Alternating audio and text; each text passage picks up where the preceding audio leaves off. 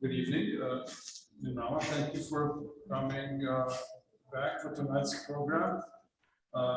So tonight, August 5th, 2021, we continue the public program Summer School 21 with two selected presentations. I'm looking forward to both of them. We will start with a presentation by the technical assistant of the Museum of American Art. We will continue with the presentation by Milan Mohar. I'll read briefly something from both biographies or synopsises of the presentation. The Museum of American Art is an educational institution dedicated to assembling, preserving, and exhibiting memories primarily on the Museum of Modern Art in New York and its international program of circulating exhibitions of American art. It is those MoMA exhibitions, some of them curated by Dorothy Miller, that helped establishing throughout the Western Europe the first post-war common cultural identity based on internationalism, modernism, and individualism. From the very beginning, the Museum of Modern Art was perceived, especially by the American art lovers, as being almost entirely pro-European and at the same time indifferent toward the Americans. This was basically true since at that time one could hardly find examples of American art that would fit into the dominant modern narrative. The content and the structure of this narrative was based on international movements whose roots we could trace to early 20th century modern art movements in Europe. The story was finally put together in mid-30s by Alfred Barr Jr. after his exhibition Cubism and Abstract Art, as defined through his famous diagram and later throughout the display narrative of the Museum of Modern Art. Technical assistant is associated with the Museum of American Art, helping installing its temporary exhibitions and giving public lectures about museum activities. Thank you so much for being with us. The floor is yours. Thank you, Albert. And can I start? Yes, please. Okay.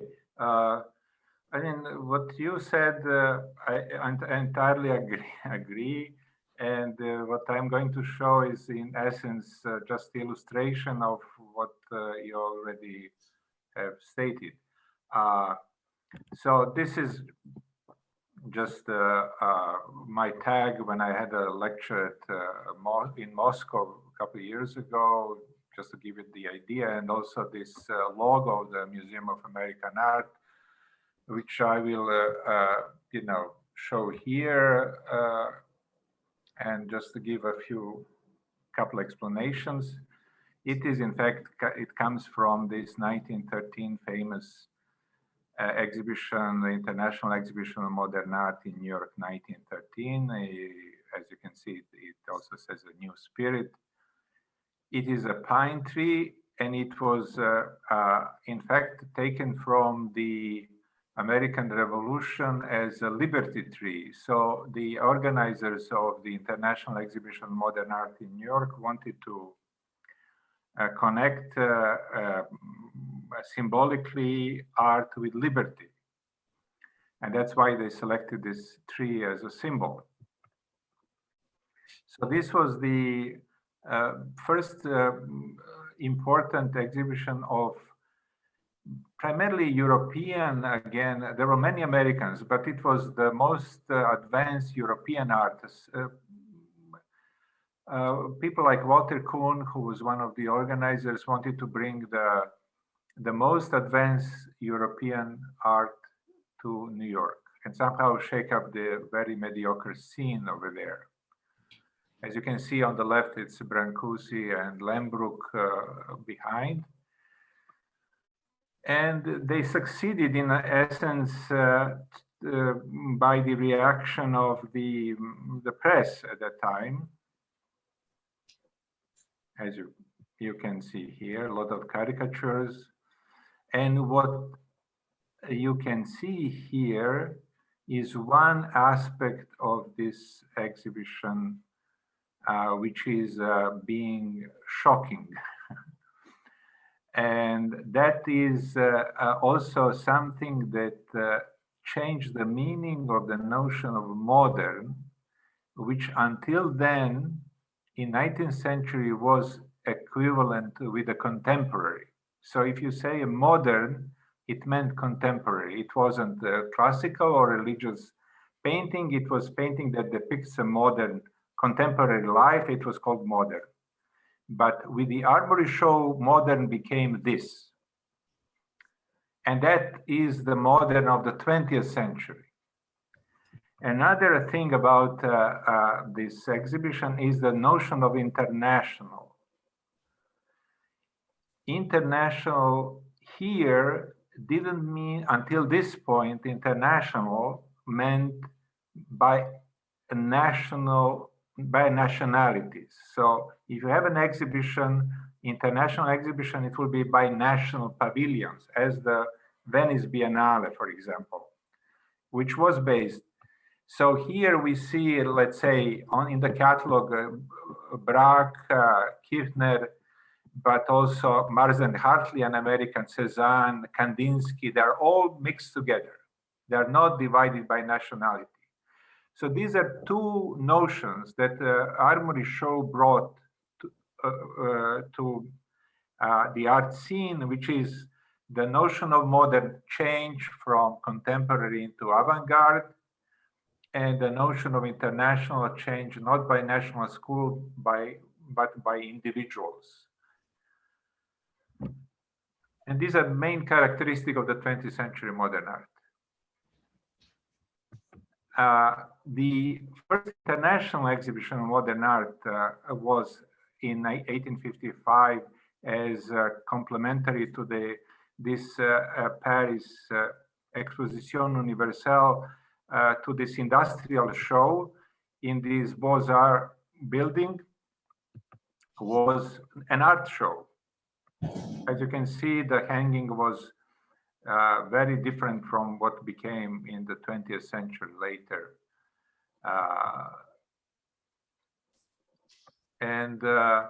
What is important to see is the floor plan that shows that the exhibits were divided by nationalities. Belgium, England, Prussia, there was no Germany yet, and the main pavilion was France, because it was in France. French wanted to show that they are the best. And this became the model for many subsequent exhibitions of international exhibitions that then were, how to say, established or institutionalized through the Venice Biennale. So the Armory show was something opposite of this. In both ways, it was not modern as a contemporary, it was modern as an avant-garde, and it was not international by nationalities, but it was international by individuals. So this, you already heard, this is the statement. So the Museum of American Art took this logo of the Armory show, and it is in fact the museum, a museum about the Museum of Modern Art in New York. It is located on this, today Frankfurter Allee, but in the 50s it was Stalin Allee, and we sometimes use this as our address. And it is in the back building, in this ground floor apartment. It has two main rooms. One is called the Dorothy Miller Gallery, and shows paintings that are all copies of the American abstract art. And in another room are Museum of Modern Art, and on the walls are four paintings of the four catalogs of the American exhibitions that travel Europe. As it was mentioned by Albert, that Museum of Modern Art itself was primarily European, so the center is in fact the historicization of the European modern art that happened in the United States, in New York, in fact. So this is the cover, famous cover of the catalog of the Cubism and Abstract Art, 1936. That was the how to say, the way that European modern art was historicized through this diagram that starts with the post-impressionists and in essence goes in two branches, in two directions, one to Fauvism and non-geometrical forms, Dada, Surrealism, and non-geometrical abstraction, while other goes to Cubism, Picasso, the suprematism, constructivism, the still Bauhaus, to geometrical abstraction. That was the in 1935. So the diagram ends in 1935. So this became the blueprint for the later permanent museum installation, Museum of Modern Art. As you can see, the structure was also different from what usually museums had. They had paintings, sculptures, and prints. Here we have constructions, photography, architecture, more like a Bauhaus model. So it was also something that was taken from European. This is a director of Alfred Barr, who was selected to be a director of the Museum of Modern Art. In 1929, when the museum opened, he was, I think, 26 years old. And he was probably in his mid-30s when this picture was taken. The museum was located in this residential building. It had 5 rooms. And a couple of points about this exhibition, there are so many things to analyze. For example, this famous painting, Demoiselle d'Avignon, with which all the books for the 20th century modern art will begin, was reproduced in the catalog, but it says here it is not at the exhibition.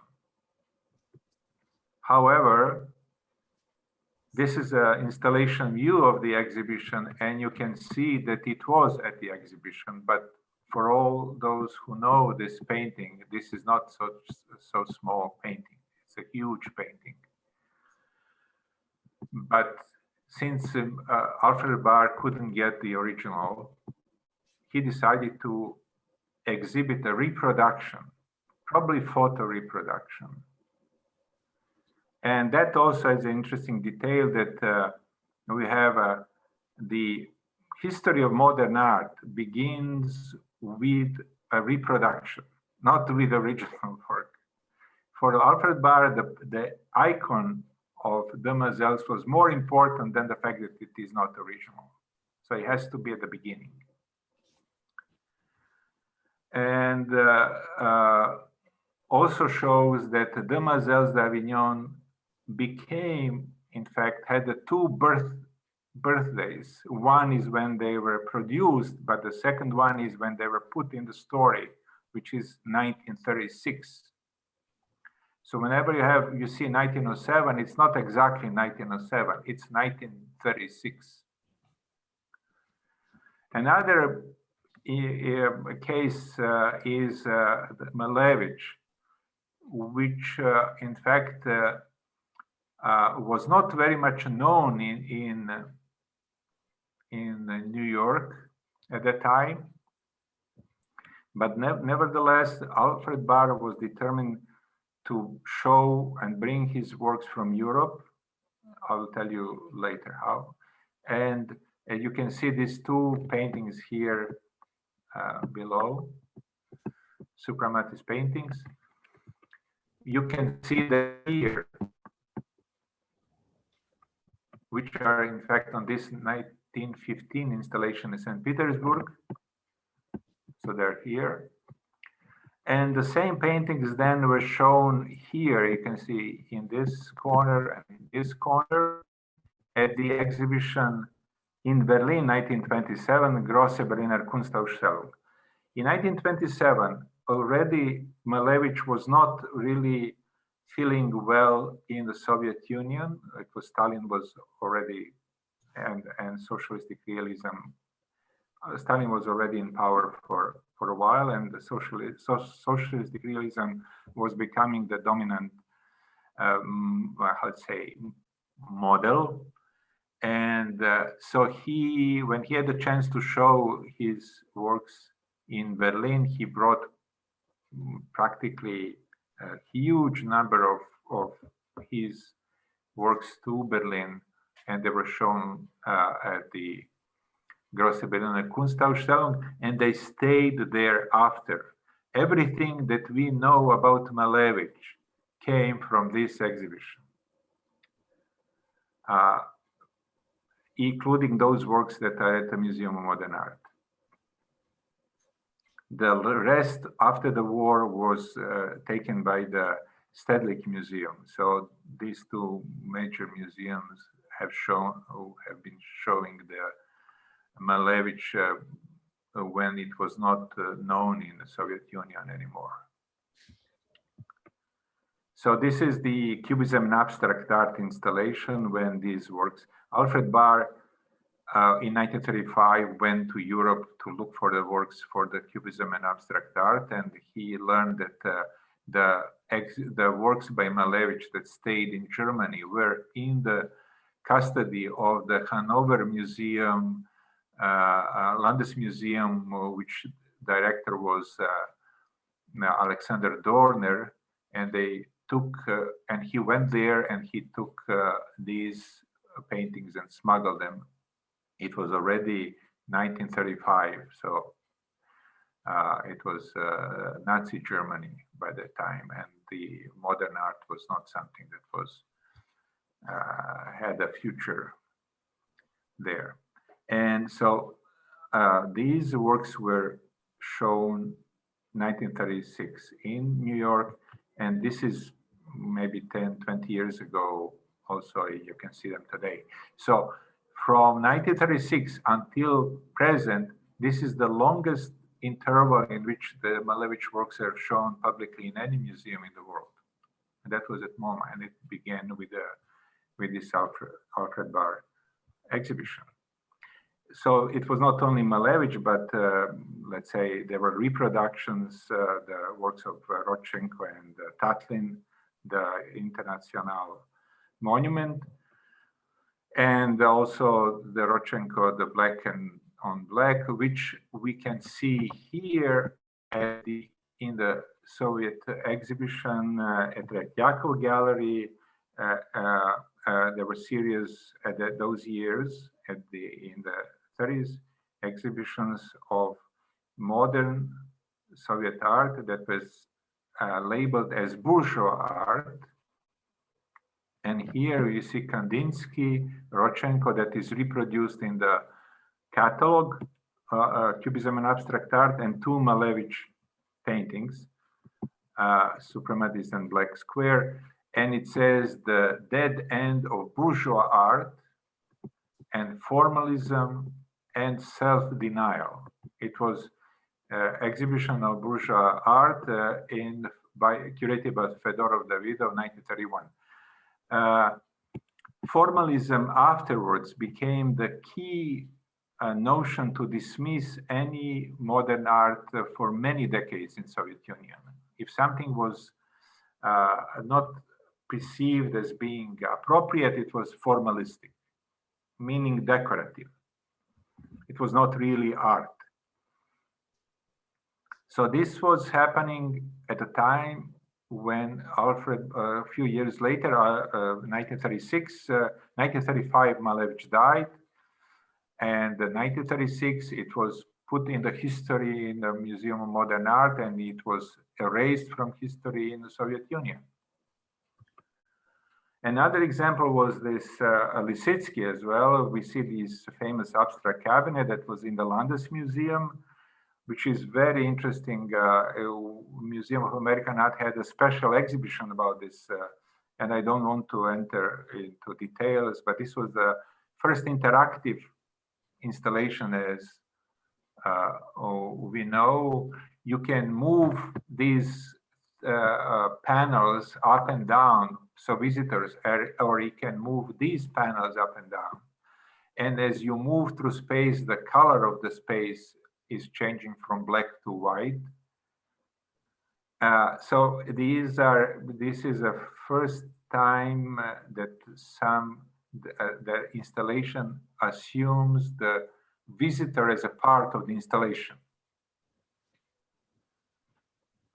It was not shown in the Cubism and Abstract Art exhibition, but it was reproduced. And it was reproduced just a year, by that time it was dismantled, 1936. This is 1928, 29. 1936, Dorner was already fired from the Landesmuseum, and this was dismantled.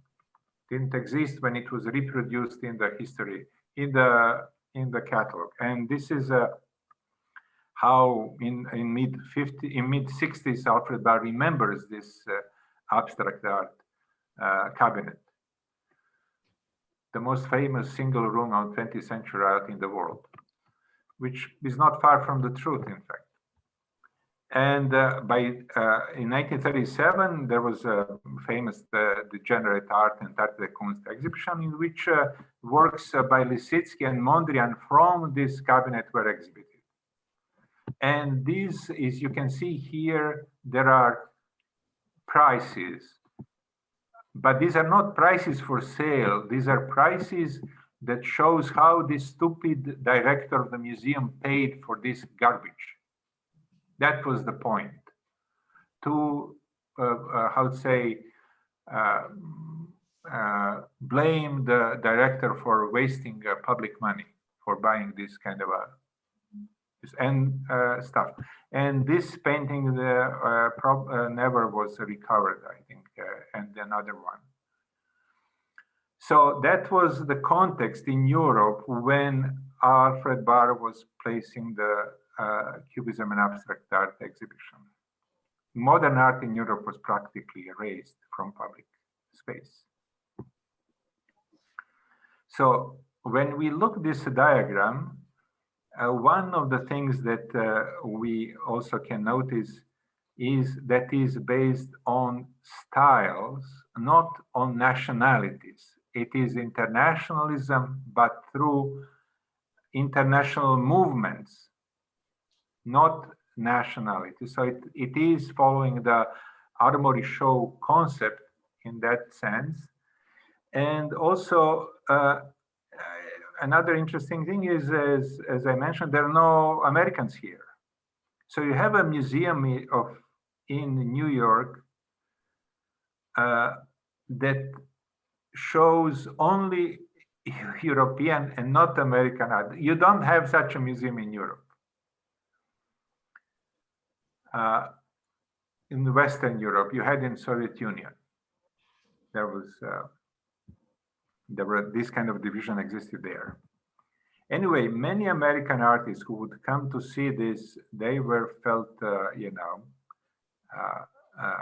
say, disappointed because, they ask themselves, where are we in this story? This is story of the 20th century modern art, and there are not Americans there. So this diagram was a foundation or a blueprint for this museum, which is not a model. This is a museum, but it's based on copies, but that's another layer. And it has on this wall are 4 walls are the lines that follow the diagram, and in the middle wall are the paintings of the pages of the catalog, Cubism and Abstract Art, and in the middle are 4 different views of contemporary Museum of Modern Art in New York. And you enter through, Cézanne, and then you have 2 options to go left to Fauvism and Matisse, and on the right to Cubism and Picasso. You can see it better. You have seen in Station also, it's almost identical, even better version of this museum. So you go to Fauvism, to non-geometrical abstraction here with Kandinsky. And on the other side, you go from Cubism to geometrical abstraction with Malevich and Mondrian. And the last wall is the exhibition Cubism, Dada and Surrealism, Fantastic Art, Dada and Surrealism. That was the also took place in 1936, that historicized the last movements in the European art. And you can see the display here on the left. Familiar works. This is a sculpture, by the way, small sculpture. It's not ready-made. That's as well as these are all copies. You know, the question of a copy is, I can just say these are tiny. These are 10 times smaller than the originals. But in a case of copy, the size is irrelevant, because copy is a symbol. It represents something else. Original stands for itself. Copy represents, it's like, let's say, religious symbol, like cross, that can be this big or 10 meters big. It means the same. So this Kandinsky, 10 centimeters, 10 meters would be the same. The meaning of it will be the Kandinsky, this Kandinsky abstract composition. That's the difference between, that's why this is a museum, not a model. And on the walls are 4 exhibitions of American art that were shown in Europe after the Second World War. These are in Germany. And these are paintings of the pages of the catalog. On the other wall are the New American Painting and Documenta. New American Painting, who was traveling through Europe from 58 to 59, and Documenta 2 were the first that showed Americans. There were no Americans in the Documenta 1. It was only Western European modern art. And I think it was only one, no, there was no Malevich there. And so that's how the second room, this is Alfred Barr's room. And this is in fact the catalog, cover of the catalog of the New American Painting that took place in Berlin. And out of that catalog were taken these paintings. So these copies are taken from the catalog. So these are enlarged painting, enlarged illustrations from the catalog. Some are very close to the original size. And one of the issues that Walter Benjamin discussed about these kind of copies of abstract painting was a question if the copy of an abstract painting is an abstract painting. And that is an interesting question. The answer is that probably that they are both realistic and abstract in the same time, which remains like Schrodinger's cat, that is both dead and alive at the same time. So this is the room. Since Dorothy Miller was curating the show, this gallery was named after Dorothy Miller. The furniture is all from East Germany. This is East German modernism.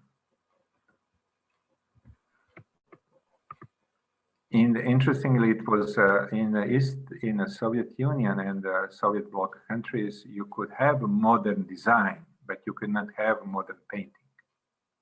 Design is okay. And so these are some corners, and also these shelves are same. These are all from GDR. And this room is the office of the museum with some of these stories. And these are the visitors, these young curators visiting the museum. There are also some lectures. Astrid Schmidt-Burkhardt brought her classes. And there were some presentations in the museum. So these were the activities of the museum that continue for many years. So things change now, but hopefully it will recover in the near future.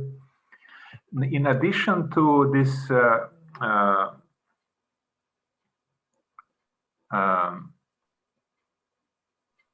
permanent installation, there were some temporary exhibitions that the museum organized, like this one, and that was about the American exhibition that traveled Europe from 1955 to 1956. It was in France. It started in Paris, and it was titled 50 Years of Modern Art in the United States. As you can see, it's the same categories like in the Cubism and Abstract Art catalog. To understand the context in which this exhibition came to Paris is just to look from the year earlier Musée National d'Art Moderne catalog. If you look the floor, there are 3 floors. These are all French art in all rooms. Second floor and the 3rd floor, including abstract and surrealist art, which was here. But look at this small, tiny room at the end. It's called Foreign Schools.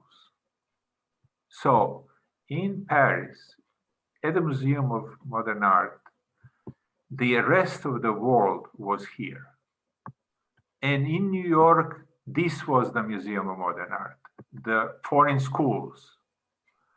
This gives you very good illustration of the difference between Paris, which considered at that time, even from New York, as the center of modern art.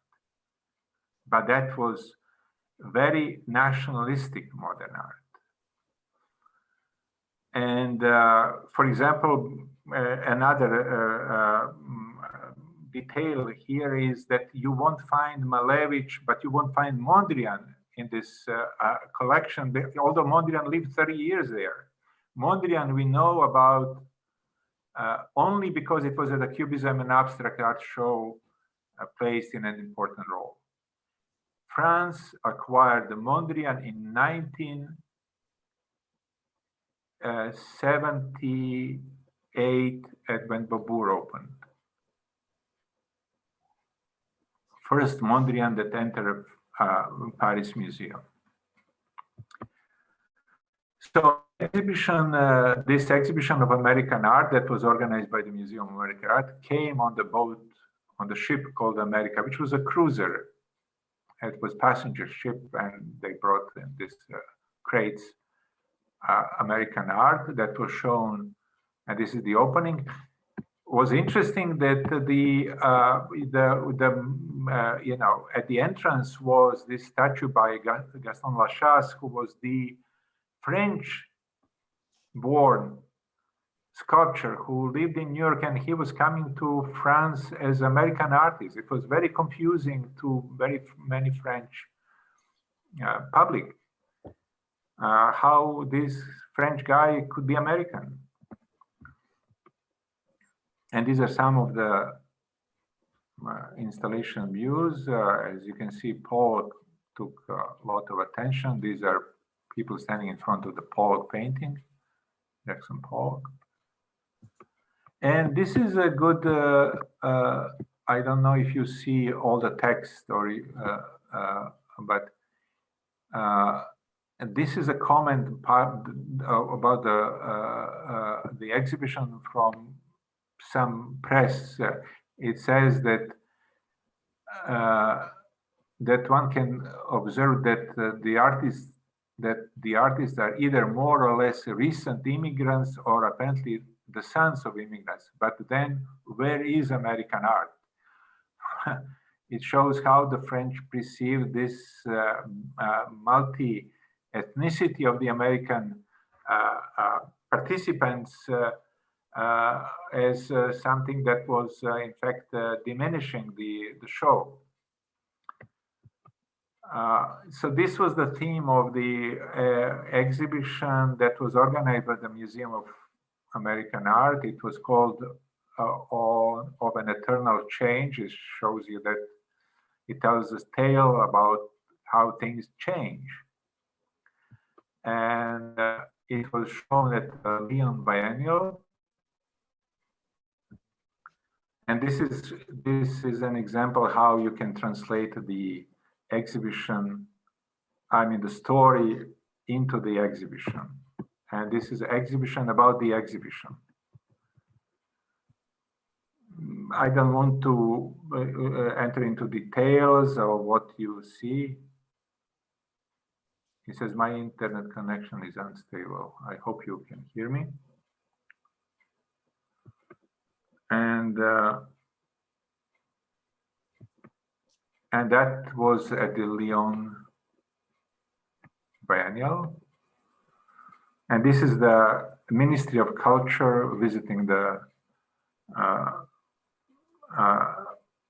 this exhibit, similarly to the French Ministry of Culture that visited the exhibit in 1955 here. The exhibition then went to Netherlands and then to the UK. It was shown at Tate. And in this review at the Spectator newspaper, you can read this. To read the names in the catalog of the modern American art exhibition at the Tate with their German, Scandinavian, Netherlandish, Mediterranean, Jewish allegiances is to realize the first condition of American art, its cosmopolitan variety. So what French public or people who were writing for the press considered to be a liability for British press apparently was an asset. So this is how the same thing looks very different from the two different kind of glasses. So then we went to Frankfurt and then in Vienna. That was supposed to be the last stop. However, some people from the British Embassy were invited to go to Vienna for the opening, and they thought they should bring someone from Belgrade to Vienna to see the show and perhaps bring the show to Belgrade as well. And this is a report by Krista Georgievich and about this meeting and a visit by American representative.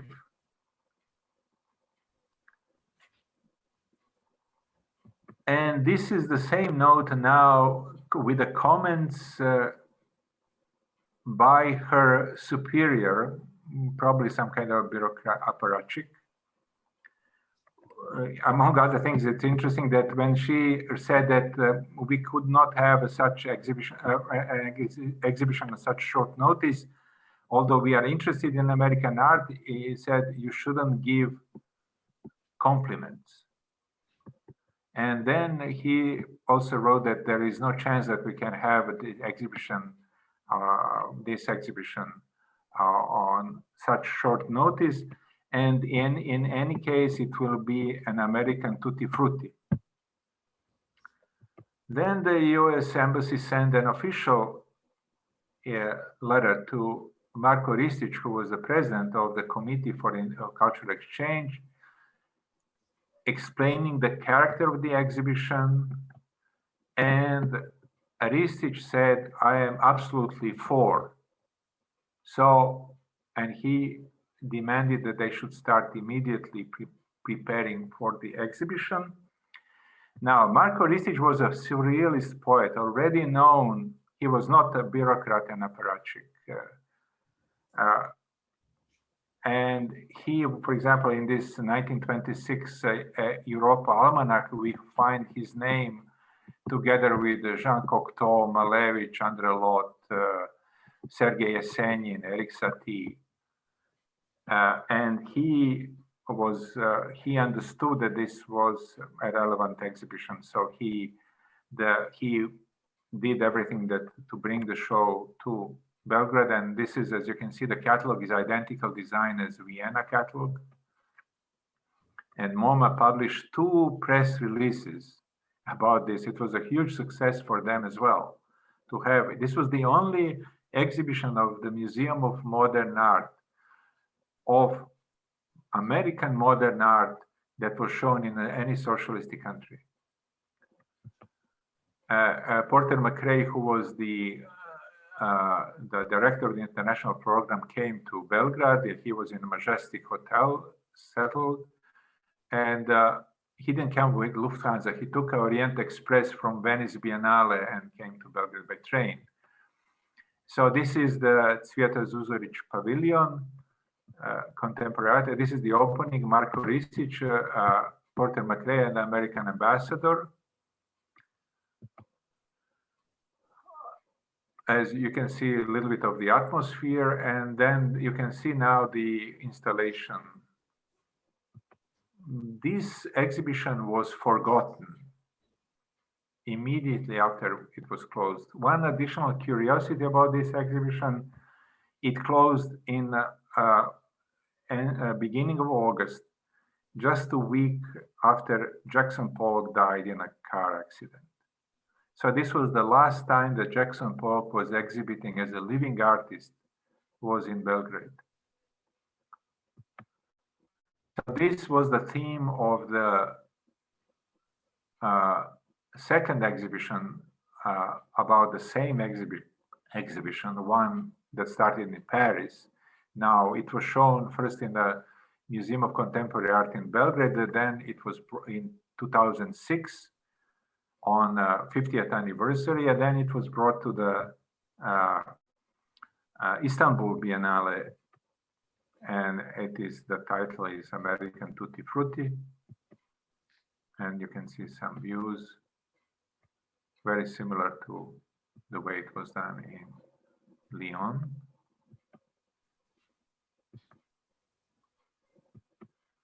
And now I have to ask how far we can go from here. Do we have time? We have 10 more minutes, Goran, if you... Okay.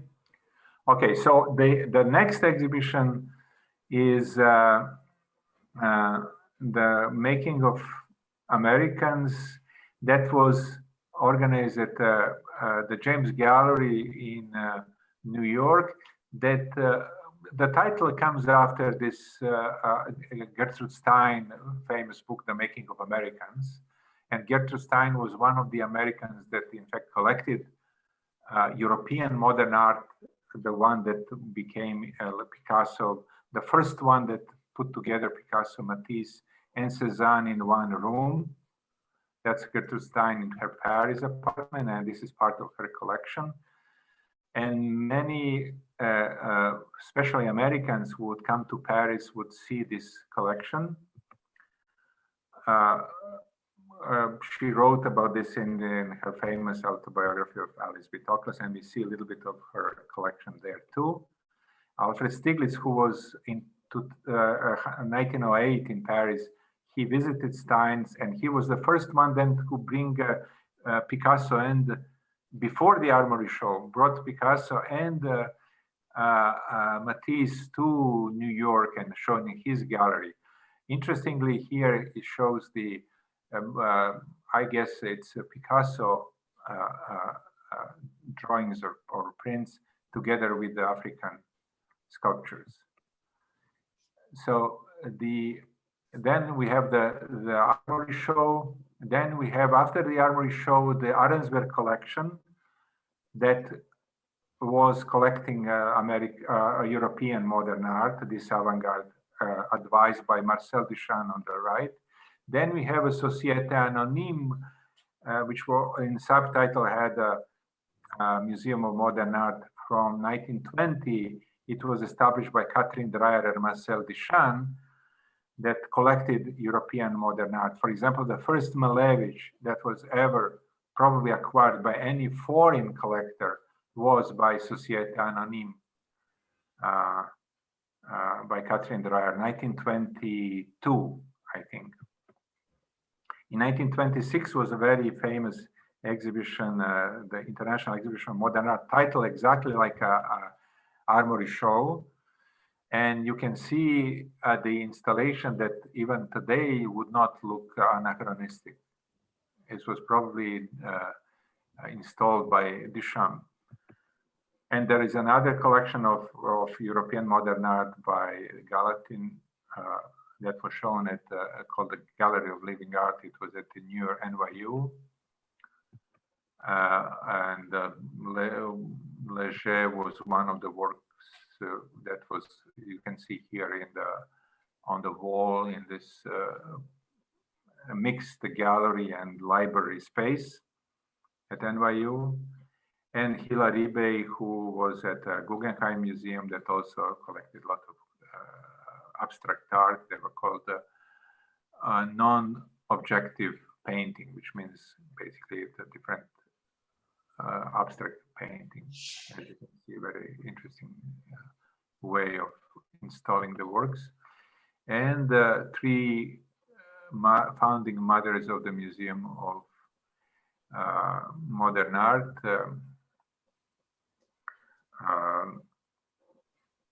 Marianne Sullivan, and this is Abby Rockefeller and Lilia Bliss, whose collection was also based on works from the Armory show, including this bather. You can see this from her apartment that she then donated to the Museum of Modern Art. That was this first, since its establishment in 1929 until, in fact, until the Cubism and Abstract Art show, Museum of Modern Art was museum only by name. It worked as a Kunsthalle. It didn't have its own collection. It didn't have its own space. It just had exhibitions after exhibitions. This was the first major collection that was given to the museum. It was by the Lilia Bliss. And so this was the first loan exhibition, as you can see, and the bather is there. And this is interesting, the comment about the criticism of the Museum of Modern Art being pro-European and not pro-American. And it says the Museum of Modern Art has always been deeply concerned with American art, but the museum was founded upon the principle that art should have no boundaries, that painting and motion pictures, furniture and sculpture from any country in the world should be shown in the museum, provided they were of superior quality as works of art, which means that American art was not of superior quality. That's why it was not in the museum. That was the position of MoMA before the Second World War. And then, for example, the Edward Alden Jules commenting the French reactions or European reactions to American art, ask her, how will be an American art? But museum will occasionally have exhibitions of American art, but not only as a temporary show. And these were curated by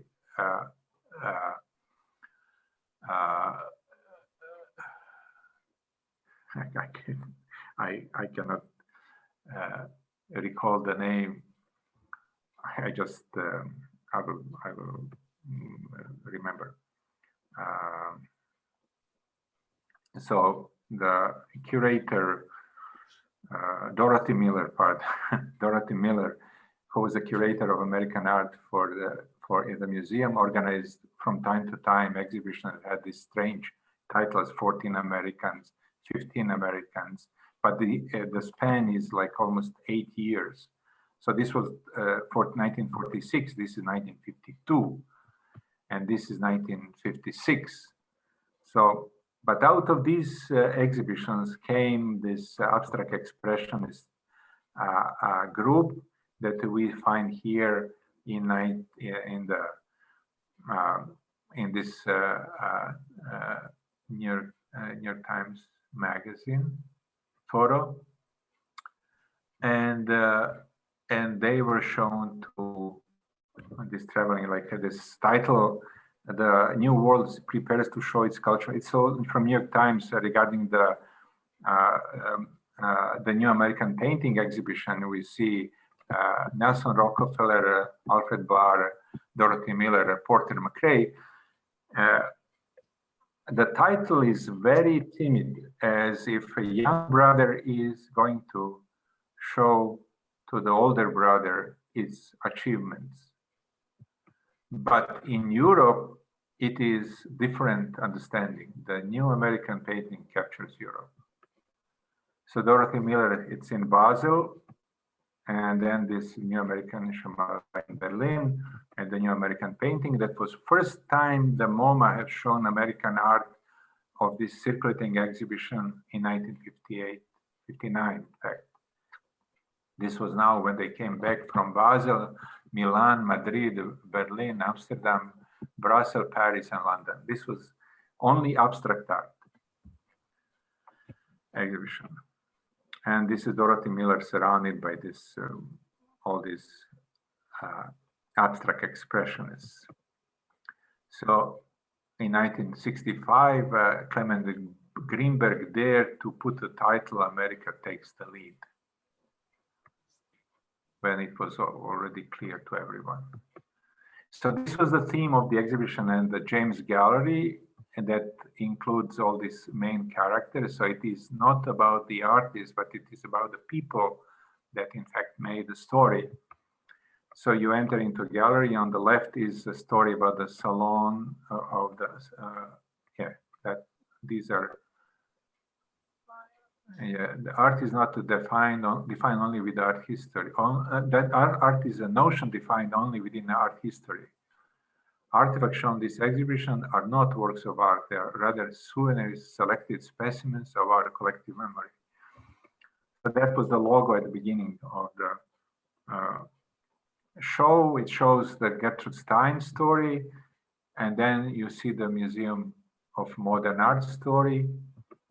And this is like this between from the Gertrude Stein through Armory Show and the No Descending the Staircase, that was the key painting for the Armory Show, to the post-Armory Show collections that I already mentioned. And these are some of the catalogs. And then you go to European MoMA. These are all European art.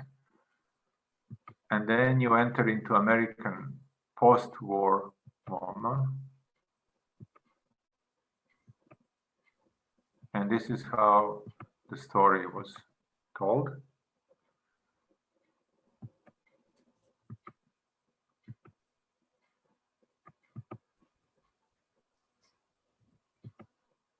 And from here, we jump to here, which is in Guangzhou, China.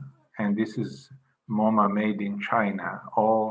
Now this is a full-scale Museum of Modern Art made of copies produced in China, in Guangzhou.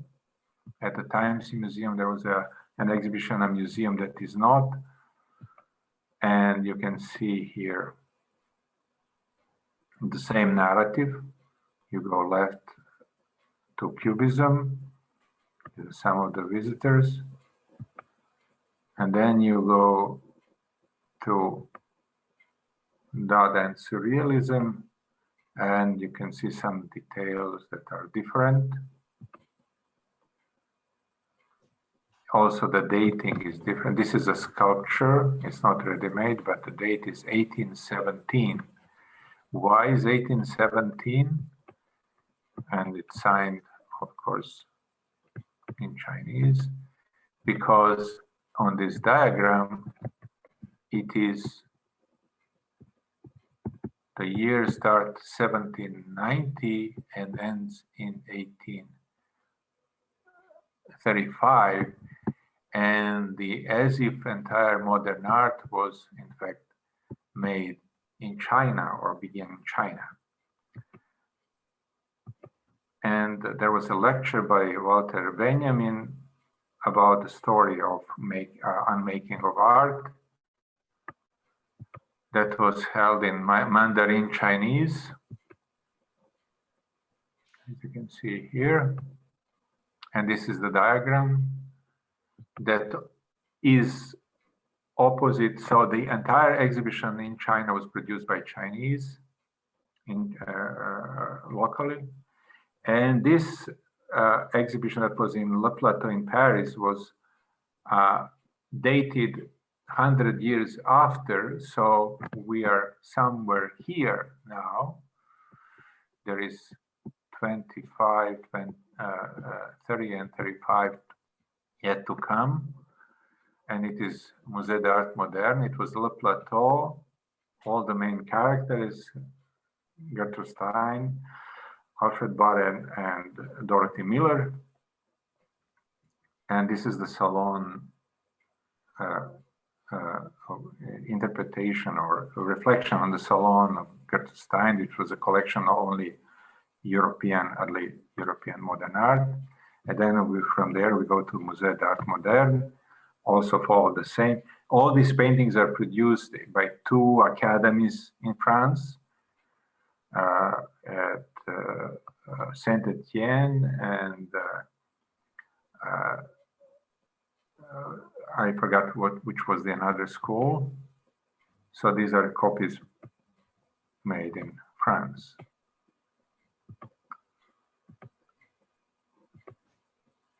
They follow the line, and then we enter into Museum of American Art. So you see this is also a sculpture that is dated 2017, 100 years after Duchamp.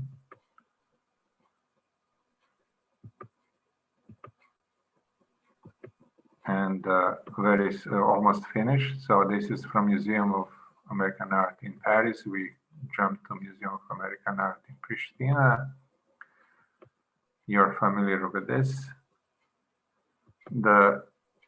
These are also stories. What I want to say, which I didn't, this is not a Museum of Modern Art exhibition, but the first exhibition that ever brought American modern art together with European modern art and the Russian Soviet avant-garde was the 1947 exhibition of Peggy Guggenheim collection at the Venice Biennale. This was the first time that Europeans had the chance to see all these three, I'd say, segments of the art, modern art, or 20th century modern art until that point, brought together. For Europe, it was only Western Europe art that existed until at that point. There was no, even that was forgotten because it was 1947. So this is the first time. Then Documenta 2 were the first that exhibited, so 10 years later, or I mean 12 years later, Documenta 2 had American and European modern art and one Malevich from the Stedelijk Museum collection.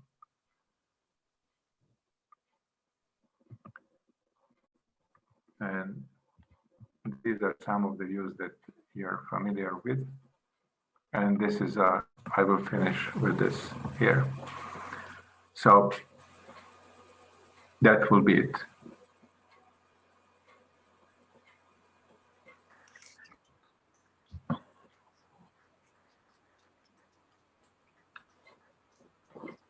If you have a time for questions, that will be fine, but I don't know how we are standing with time. We can have questions if in the room.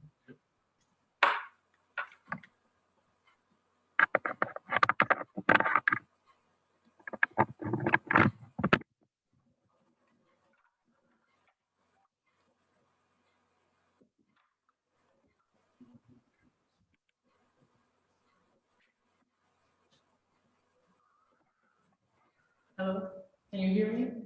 Yes, I can hear you. So the story starts with there was a brave young man. So what I want to know is who's the real young and brave man? The tale. The tale is, in fact, yeah. I mean, I suspect that the tale is the young man is Alfred Barr, Okay. and he traveled to as an ethnographer and curious a person. He traveled to this exotic land, which we know as an old world, which is in fact Europe, and he heard about this interesting things happening there, and he went there and he talked to the Aborigines there, and he took the artifacts to that he could find and recorded the stories that he have heard, and he came to New York, to New World, and made in essence ethnographic museum which is called the Museum of Modern Art. It is Museum of Modern Art is a foreign view of another culture. That's how you define ethnography. That's why this tale is a tale about ethnography. Thank you.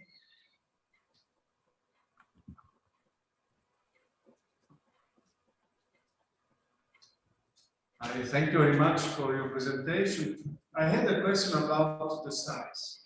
I saw the Lyon installations, or Pristina installations, or the Paris installations, or several of your installations.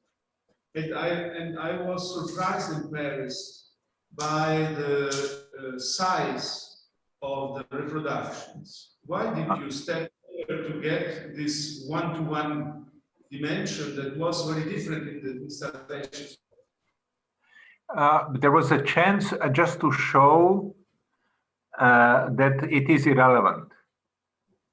It is, in a way, how I explain to myself is like this another tale, Gulliver in the lands of Lilliputians and the Gulliver land of giants.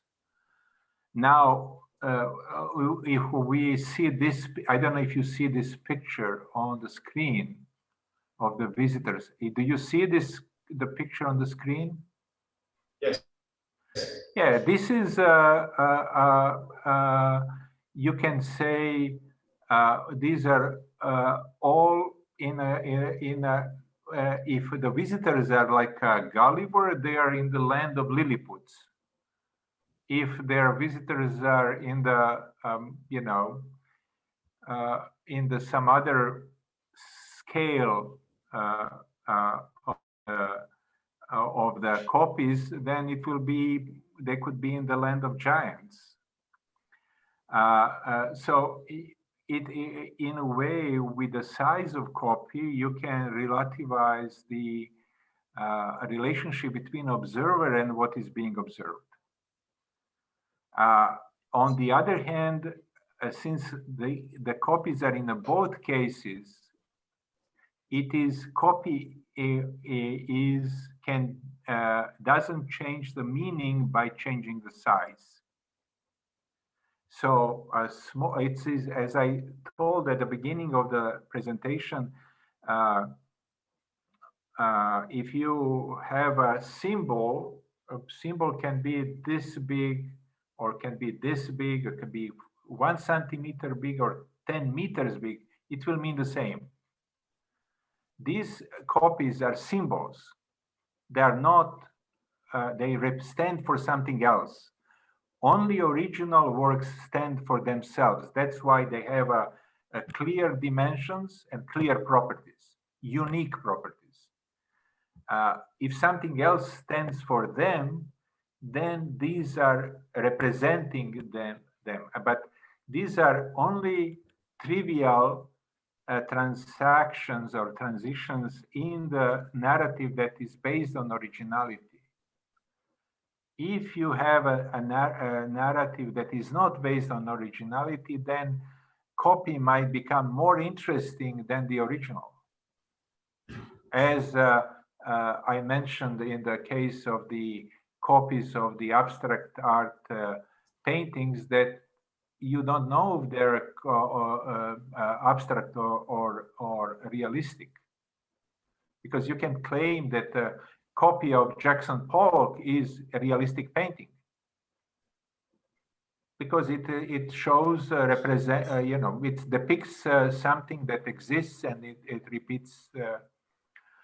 It's a similar question occurred to me is about the Malevich black squares that made after the first black square by Malevich.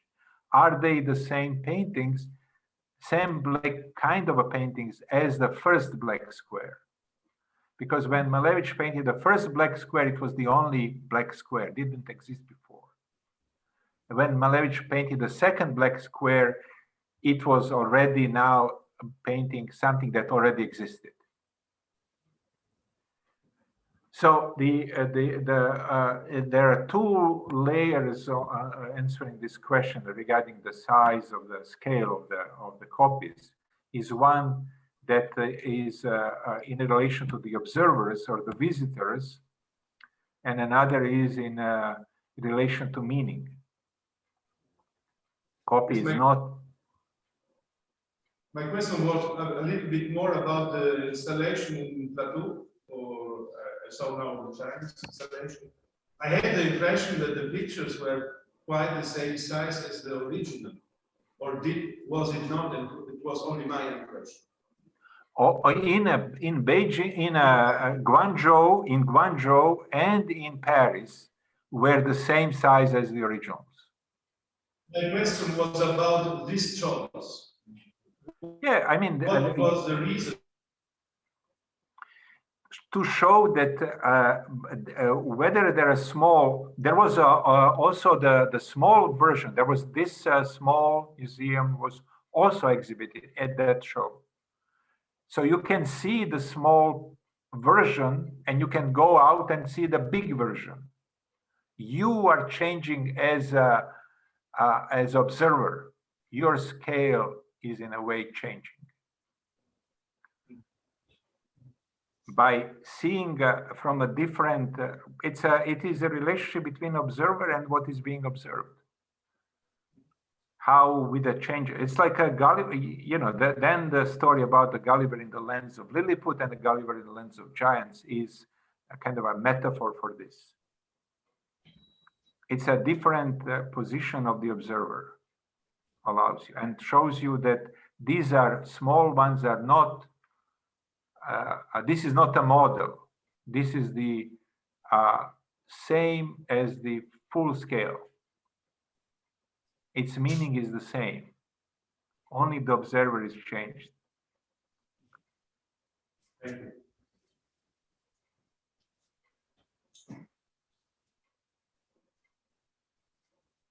If there are no more questions at the time, I want to thank you very much for the presentation. Thank you so much. Okay, greetings to all. I hope it makes sense.